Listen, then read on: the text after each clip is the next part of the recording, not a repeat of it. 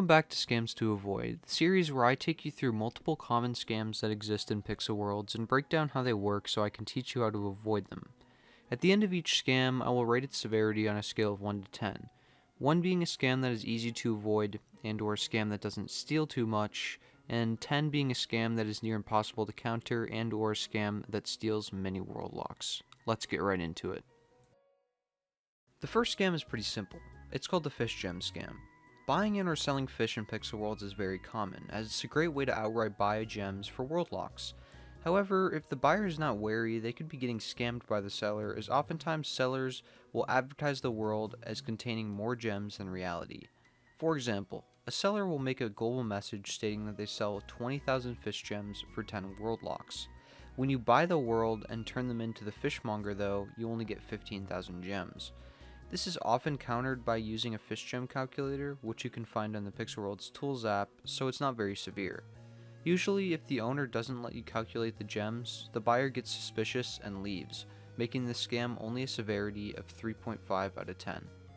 The next scam is called the Portal Scam, and it's genuinely pretty clever. How this scam works is that the scammer in question will be selling a world with items, likely blocked off by soil or something, meaning that once you purchase the world, you will have to break the soil to get the items.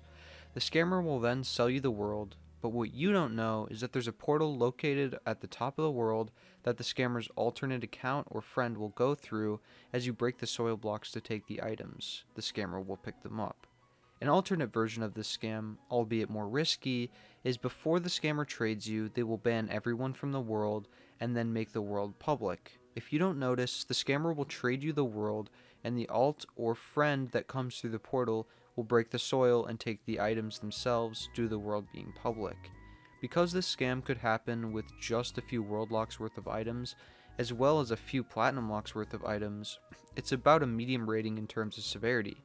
However, the score will be bumped down a bit due to how easy it is to panorama the world and check if there's a portal, as well as an anti-scam even taking place where you can take the items while the world is public, even before the trade. That's why this scam has a severity of 4 out of 10. The final scam is the pay-to-play scam.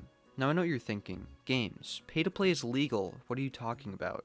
Well, not all pay-to-play is actually legal. However, the lines get very blurry, so the owners of these pay-to-plays are often not apprehended.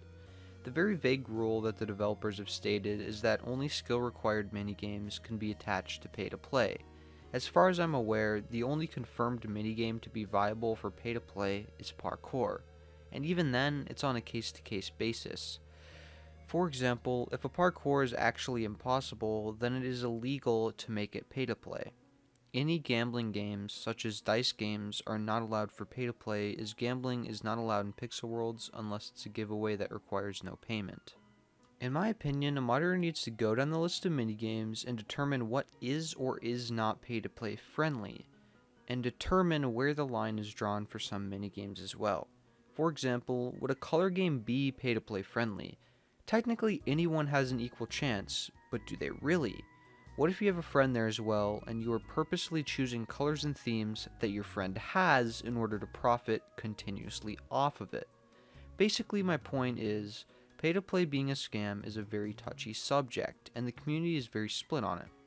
But because of this, pretty much definition of a scam, I have to mention in today's video.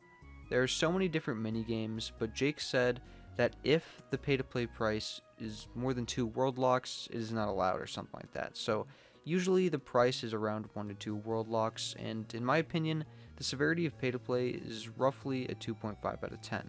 Thank you all for watching. I hope you learned something today. Have a great day. See ya.